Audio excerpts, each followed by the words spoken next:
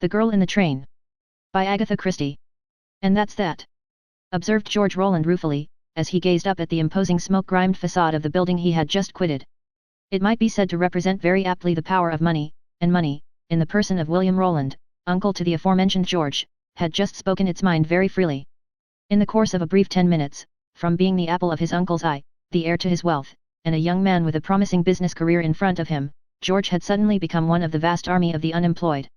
And in these clothes they won't even give me the dole, reflected Mr. Roland gloomily, and as for writing poems and selling them at the door at twopence, or what you care to give, lady, I simply haven't got the brains. It was true that George embodied a veritable triumph of the tailor's art. He was exquisitely and beautifully arrayed. Solomon and the lilies of the field were simply not in it with George. But man cannot live by clothes alone, unless he has had some considerable training in the art, and Mr. Roland was painfully aware of the fact. And all because of that rotten show last night, he reflected sadly. The rotten show last night had been a Covent Garden ball. Mr. Roland had returned from it at a somewhat late, or rather early hour. As a matter of fact, he could not strictly say that he remembered returning at all. Rogers, his uncle's butler, was a helpful fellow, and could doubtless give more details on the matter. A splitting head, a cup of strong tea, and an arrival at the office at 5 minutes to 12 instead of 9:30 had precipitated the catastrophe. Mr. Roland, Sr., who for 24 years had condoned and paid up as a tactful relative should, had suddenly abandoned these tactics and revealed himself in a totally new light. The inconsequence of George's replies, the young man's head was still opening and shutting like some medieval instrument of the Inquisition, had displeased him still further. William Roland was nothing if not thorough. He cast his nephew adrift upon the world in a few short succinct words, and then settled down to his interrupted survey of some oil fields in Peru. George Roland shook the dust of his uncle's office from off his feet, and stepped out into the city of London. George was a practical fellow.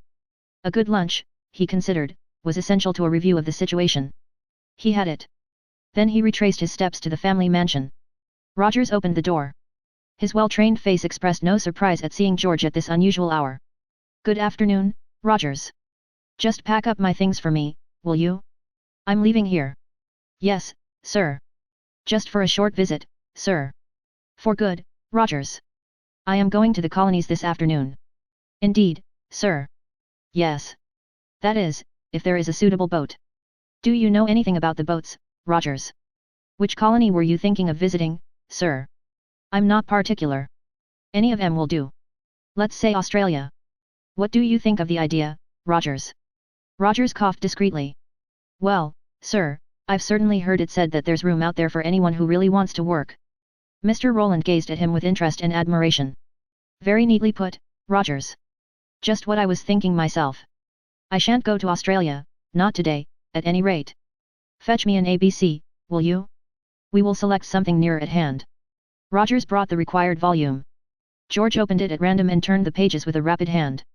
"Perth, too far away. Putney Bridge, too near at hand. Ramsgate? I think not. Reigate also leaves me cold. Why, what an extraordinary thing.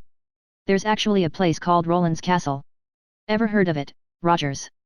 "I fancy, sir, that you go there from Waterloo." "What an extraordinary fellow you are, Rogers. You know everything." Well, Roland's Castle. I wonder what sort of a place it is."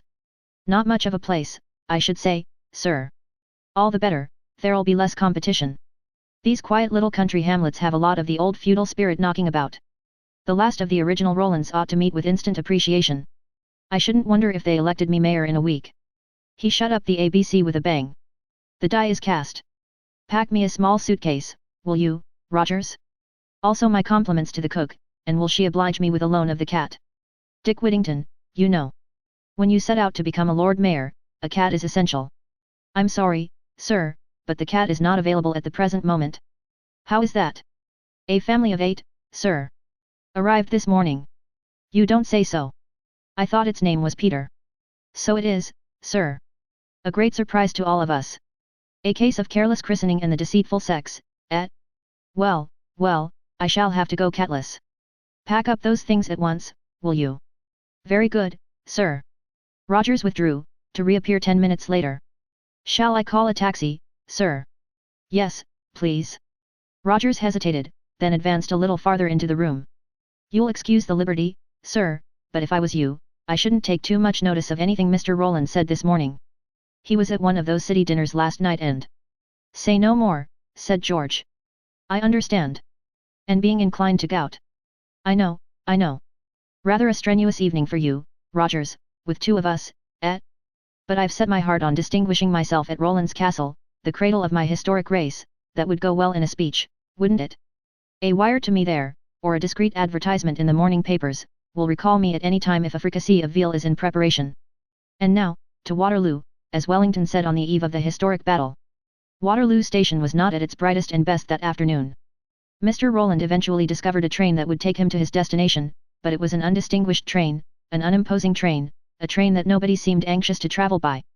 Mr. Roland had a first-class carriage to himself, up in the front of the train.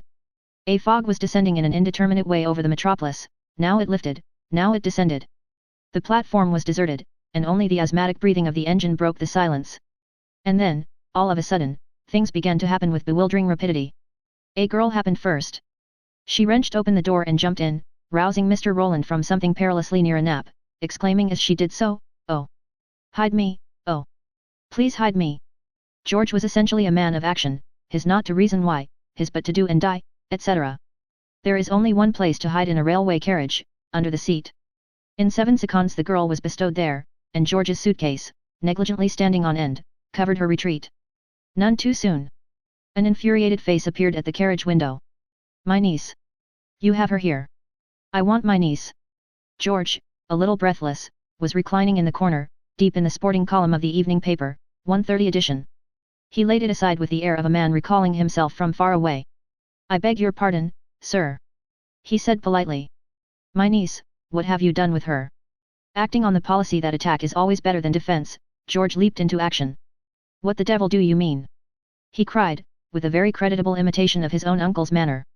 The other paused a minute, taken aback by this sudden fierceness. He was a fat man, still panting a little as though he had run some way. His hair was cut en brosse, and he had a moustache of the Hohenzollern persuasion. His accents were decidedly guttural, and the stiffness of his carriage denoted that he was more at home in uniform than out of it. George had the true-born Briton's prejudice against foreigners, and an especial distaste for German-looking foreigners. "What the devil do you mean, sir?" he repeated angrily. "She came in here," said the other. "I saw her." "What have you done with her?" George flung aside the paper and thrust his head and shoulders through the window. "So that's it, is it?" he roared. "Blackmail. But you've tried it on the wrong person. I read all about you in the Daily Mail this morning. Here, guard, guard." Already attracted from afar by the altercation, that functionary came hurrying up. "Here, guard," said Mr. Roland, with that air of authority which the lower classes so adore. "This fellow is annoying me. I'll give him in charge for attempted blackmail if necessary. Pretends I've got his niece hidden in here. There's a regular gang of these foreigners trying this sort of thing on. It ought to be stopped. Take him away, will you? Here's my care if you want it." The guard looked from one to the other. His mind was soon made up. His training led him to despise foreigners and to respect and admire well-dressed gentlemen who travelled first class. He laid his hand on the shoulder of the intruder. "Here," he said, "you come out of this." At this crisis the stranger's English failed him, and he plunged into passionate profanity in his native tongue. "That's enough of that," said the guard. "Stand away, will you? She's due out." Flags were waved and whistles were blown. With an unwilling jerk the train drew out of the station. George remained at his observation post until they were clear of the platform. Then he drew in his head, and picking up the suitcase tossed it into the rack. "It's quite all right. You can come out," he said reassuringly. The girl crawled out. "Oh!" she gasped. "How can I thank you?" "That's quite all right. It's been a pleasure, I assure you," returned George nonchalantly. He smiled at her reassuringly. There was a slightly puzzled look in her eyes. She seemed to be missing something to which she was accustomed. At that moment, she caught sight of herself in the narrow glass opposite, and gave a heartfelt gasp. Whether the carriage cleaners do, or do not, sweep under the seats every day is doubtful. Appearances were against their doing so, but it may be that every particle of dirt and smoke finds its way there like a homing bird. George had hardly had time to take in the girl's appearance, so sudden had been her arrival, and so brief the space of time before she crawled into hiding, but it was certainly a trim and well-dressed young woman who had disappeared under the seat. Now her little red hat was crushed and dented, and her face was disfigured with long streaks of dirt. "Oh!" said the girl. She fumbled for her bag. George, with the tact of a true gentleman, looked fixedly out of the window and admired the streets of London south of the Thames. "How can I thank you?" said the girl again. Taking this as a hint that conversation might now be resumed, George withdrew his gaze and made another polite disclaimer, but this time with a good deal of added warmth in his manner. The girl was absolutely lovely. Never before, George told himself, had he seen such a lovely girl. The empressement of his manner became even more marked. I think it was simply splendid of you, said the girl with enthusiasm. Not at all. Easiest thing in the world. Only too pleased been of use, mumbled George. Splendid, she reiterated emphatically. It is undoubtedly pleasant to have the loveliest girl you have ever seen gazing into your eyes and telling you how splendid you are. George enjoyed it as much as anyone would. Then there came a rather difficult silence. It seemed to dawn upon the girl that further explanation might be expected. She flushed a little. The awkward part of it is, she said nervously, that I'm afraid I can't explain. She looked at him with a piteous air of uncertainty. You can't explain? No. How perfectly splendid, said Mr. Rowland with enthusiasm. I beg your pardon. I said, how perfectly splendid. Just like one of those books that keep you up all night. The heroine always says, I can't explain in the first chapter. She explains in the last, of course, and there's never any real reason why she shouldn't have done so in the beginning, except that it would spoil the story. I can't tell you how pleased I am to be mixed up in a real mystery. I didn't know there were such things. I hope it's got something to do with secret documents of immense importance, and the Balkan Express. I dote upon the Balkan Express. The girl stared at him with wide, suspicious eyes. What makes you say the Balkan Express? She asked sharply. I hope I haven't been indiscreet, George hastened to put in. Your uncle traveled by it, perhaps. My uncle, she paused, then began again, my uncle. Quite so, said George sympathetically. I've got an uncle myself. Nobody should be held responsible for their uncles. Nature's little throwbacks, that's how I look at it. The girl began to laugh suddenly. When she spoke, George was aware of the slight foreign inflection in her voice. At first he had taken her to be English. What a refreshing and unusual person you are, Mr. Rowland. George, to my friends. My name is Elizabeth, she stopped abruptly. I like the name of Elizabeth, said George, to cover her momentary confusion. They don't call you Bessie or anything horrible like that, I hope. She shook her head. Well, said George, now that we know each other, we'd better get down to business. If you'll stand up, Elizabeth, I'll brush down the back of your coat. She stood up obediently, and George was as good as his word. Thank you, Mr. Rowland. George. George, to my friends, remember. And you can't come into my nice empty carriage, roll under the seat, induce me to tell lies to your uncle, and then refuse to be friends, can you? Thank you, George. That's better. Do I look quite all right now? Asked Elizabeth, trying to see over her left shoulder. You look, oh. You look all right, said George, curbing himself sternly. It was all so sudden, you see, explained the girl. It must have been. He saw us in the taxi, and then at the station I just bolted in here knowing he was close behind me. Where is this train going to, by the way? Rowland's Castle, said George firmly. The girl looked puzzled. Rowland's Castle. Not at once, of course. Only after a good deal of stopping and slow going. But I confidently expect to be there before midnight. The Old South, Western was a very reliable line, slow but sure, and I'm sure the Southern Railway is keeping up the old traditions. I don't know that I want to go to Rowland's Castle, said Elizabeth doubtfully. You heard me. It's a delightful spot. Have you ever been there? Not exactly. But there are lots of other places you can go to, if you don't fancy Rowland's Castle. There's Woking and Weybridge and Wimbledon. The train is sure to stop at one or other of them. I see, said the girl. Yes, I can get out there, and perhaps motor back to London. That would be the best plan, I think. Even as she spoke, the train began to slow up. Mr. Rowland gazed at her with appealing eyes. If I can do anything? No, indeed. You've done a lot already. There was a pause, then the girl broke out suddenly, I wish I could explain. For heaven's sake, don't do that. It would spoil everything. But look here, isn't there anything that I could do? Carry the secret papers to Vienna, or something of that kind. There always are secret papers. Do give me a chance. The train had stopped. Elizabeth jumped quickly out onto the platform. She turned and spoke to him through the window. Are you in earnest? Would you really do something for us, for me? I'd do anything in the world for you, Elizabeth. Even if I could give you no reasons. Rotten things, reasons. Even if it were dangerous. The more danger, the better. She hesitated a minute, then seemed to make up her mind. Lean out of the window. Look down the platform as though you weren't really looking. Mr. Roland endeavored to comply with this somewhat difficult recommendation.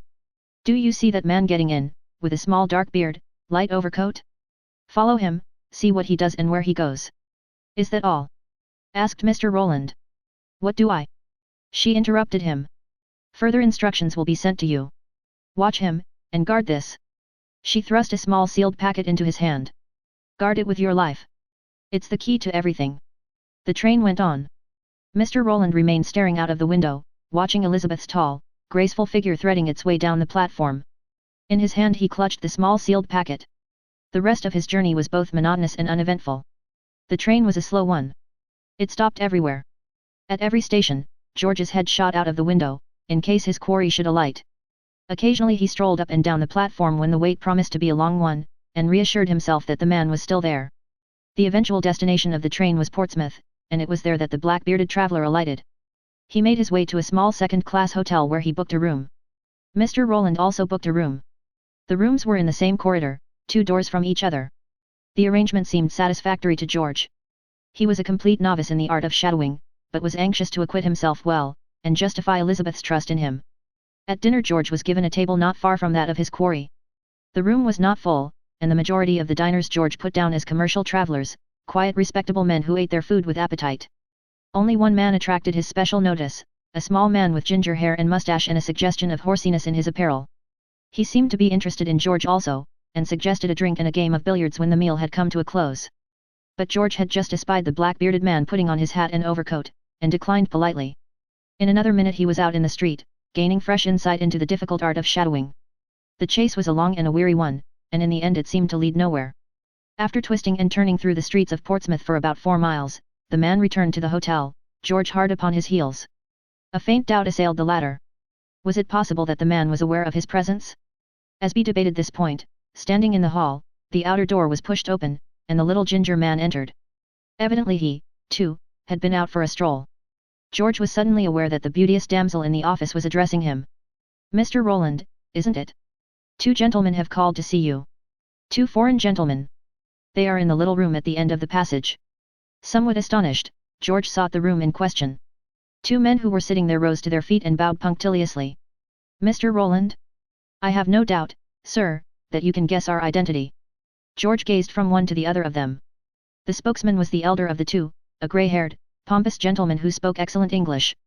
The other was a tall, somewhat pimply young man, with a blonde Teutonic cast of countenance which was not rendered more attractive by the fierce scowl which he wore at the present moment. Somewhat relieved to find that neither of his visitors was the old gentleman he had encountered at Waterloo, George assumed his most debonair manner. Pray sit down, gentlemen. I'm delighted to make your acquaintance. How about a drink? The elder man held up a protesting hand. Thank you, Lord Roland, not for us. We have but a few brief moments, just time for you to answer one question. It's very kind of you to elect me to the peerage, said George. I'm sorry you won't have a drink. And what is this momentous question? Lord Roland, you left London in company with a certain lady. You arrived here alone. Where is the lady? George rose to his feet.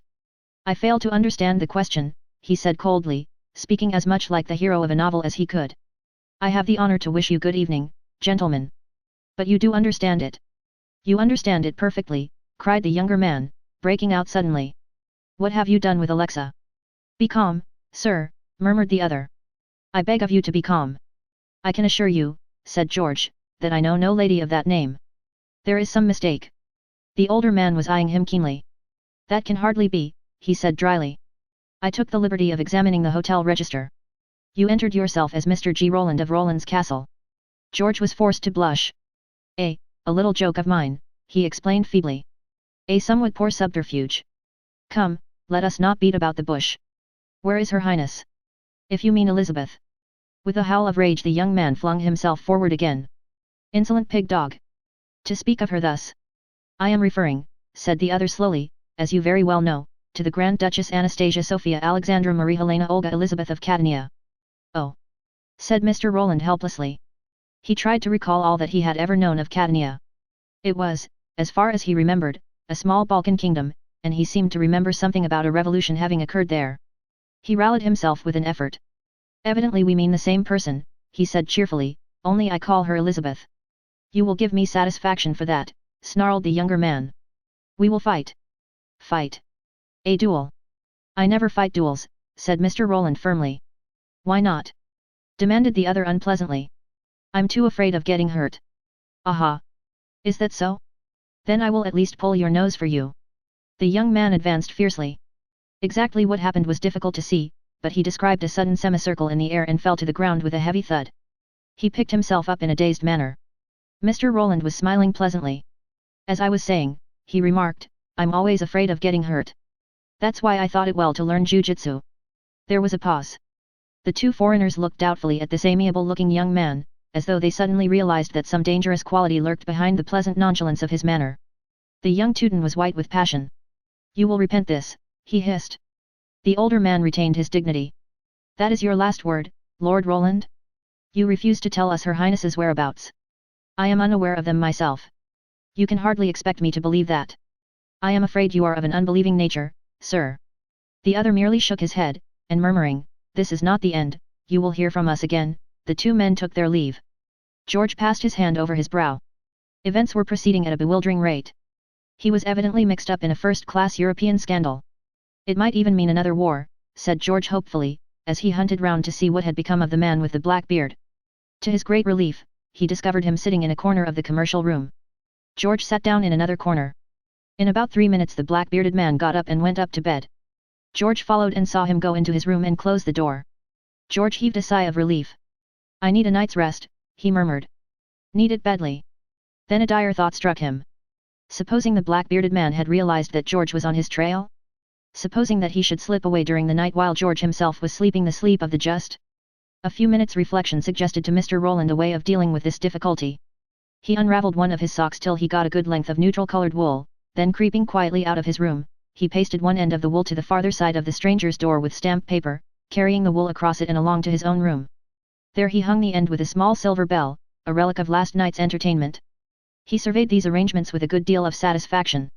Should the black-bearded man attempt to leave his room, George would be instantly warned by the ringing of the bell. This matter disposed of, George lost no time in seeking his couch. The small packet he placed carefully under his pillow. As he did so, he fell into a momentary brown study. His thoughts could have been translated thus. Anastasia Sophia Marie Alexandra Olga Elizabeth. Hang it all, I've missed out one. I wonder now. He was unable to go to sleep immediately, being tantalized with his failure to grasp the situation. What was it all about? What was the connection between the escaping Grand Duchess, the sealed packet and the black-bearded man? What was the Grand Duchess escaping from? Were the two foreigners aware that the sealed packet was in his possession? What was it likely to contain? Pondering these matters, with an irritated sense that he was no nearer their solution, Mr. Roland fell asleep. He was awakened by the faint jangle of a bell. Not one of those men who awake to instant action, it took him just a minute and a half to realize the situation. Then he jumped up, thrust on some slippers, and, opening the door with the utmost caution, slipped out into the corridor. A faint moving patch of shadow at the far end of the passage showed him the direction taken by his quarry. Moving as noiselessly as possible, Mr. Roland followed the trail. He was just in time to see the black-bearded man disappear into a bathroom. That was puzzling, particularly so as there was a bathroom just opposite his own room. Moving up close to the door, which was ajar, George peered through the crack.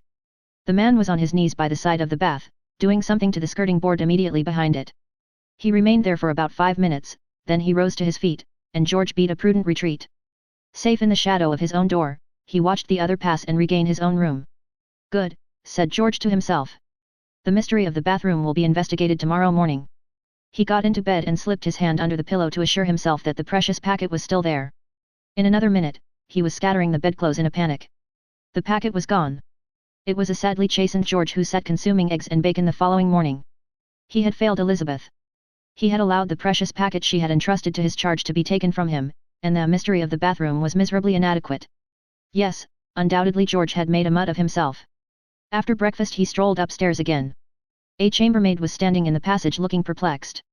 Anything wrong, my dear? Said George kindly. It's the gentleman here, sir. He asked to be called at 8:30, and I can't get any answer and the door's locked. You don't say so, said George. An uneasy feeling arose in his own breast. He hurried into his room. Whatever plans he was forming were instantly brushed aside by a most unexpected sight. There on the dressing table was the little packet which had been stolen from him the night before. George picked it up and examined it. Yes, it was undoubtedly the same. But the seals had been broken. After a minute's hesitation, he unwrapped it. If other people had seen its contents, there was no reason why he should not see them also. Besides, it was possible that the contents had been abstracted. The unwound paper revealed a small cardboard box, such as jewelers use. George opened it. Inside, nestling on a bed of cotton wool, was a plain gold wedding ring. He picked it up and examined it. There was no inscription inside, nothing whatever to mark it out from any other wedding ring.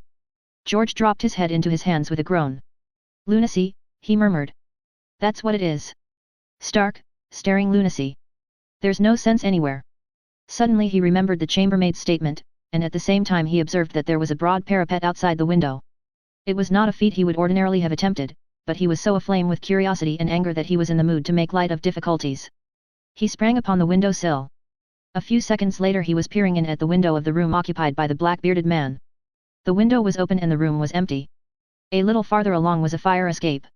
It was clear how the quarry had taken his departure. George jumped in through the window. The missing man's effects were still scattered about.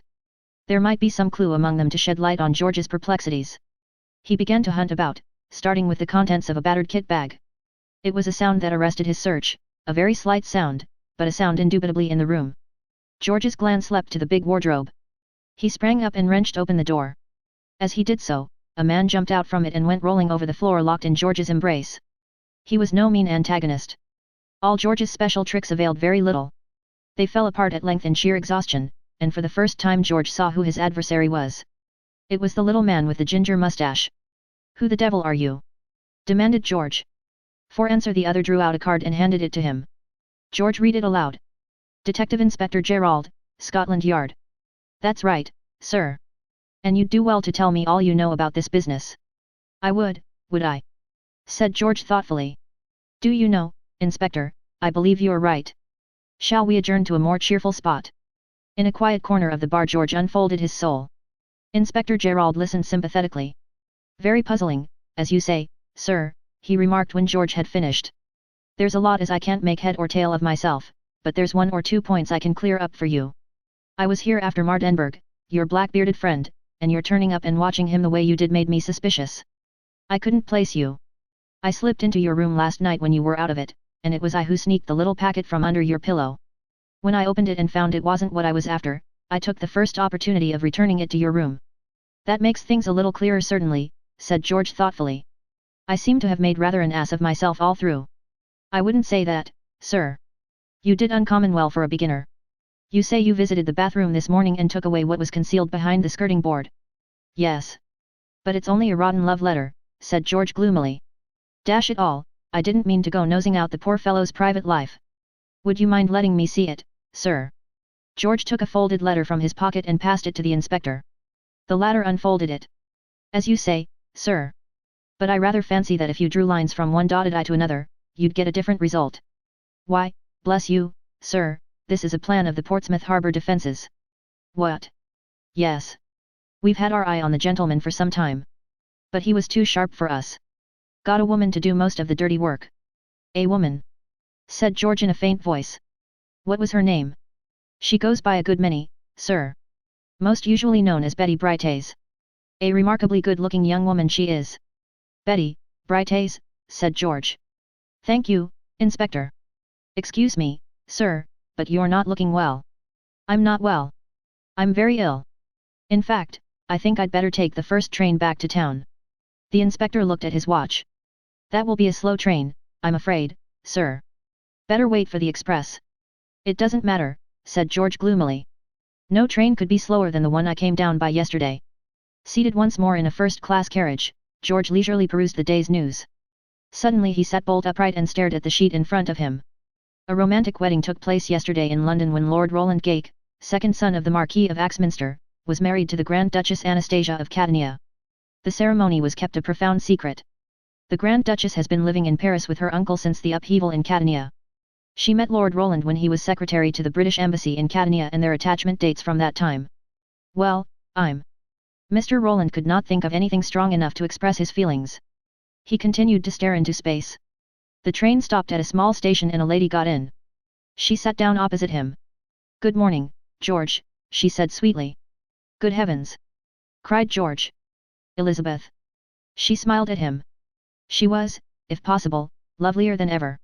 Look here, cried George, clutching his head. For God's sake tell me. Are you the Grand Duchess Anastasia, or are you Betty Brightays? She stared at him. I'm not either. I'm Elizabeth Gake. I can tell you all about it now. And I've got to apologize too. You see, Roland, that's my brother, has always been in love with Alexa.